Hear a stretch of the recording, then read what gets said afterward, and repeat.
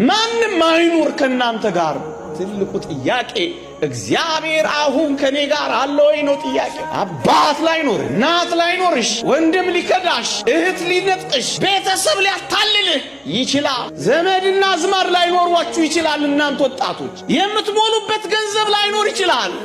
ዘመድ ባይኖርም እግዚአብሔር አለ ወይ በሉ። ገንዘብ ባይኖርም እግዚአብሔር አለ ወይ በሉ። ደጋፊ ባይኖርም ምርኩዜ እግዚአብሔር አለ ወይ በሉ። ብዙ ሰው ኖሮ እግዚአብሔር ከሌለ ምን ያደርግላችኋል?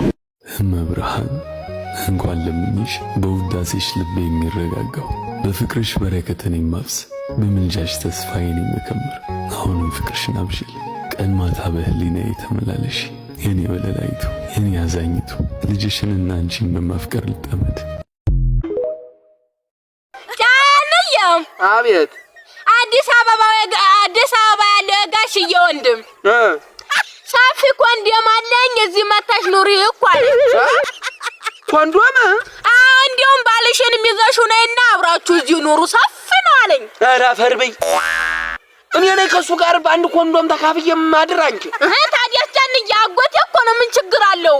ኧረ ኩረትሽ ለመሆኑ ኮንዶም ምን እንደሆነ ታውቂያለሽ? በደንብ ነው የማውቀው ጃንዬ።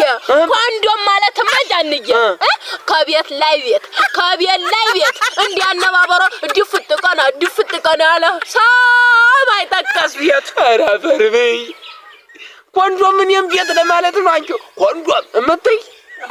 ታዲያሽ ኮንዶም ምንም ቤት ነው የሚባል ኮንዶም አይባልም ባለጌ። እኔ መቼ አወቅኩ ጃንዬ? ደግሞ እንዲያው አለማወቅ ኃጢአት አይደለም።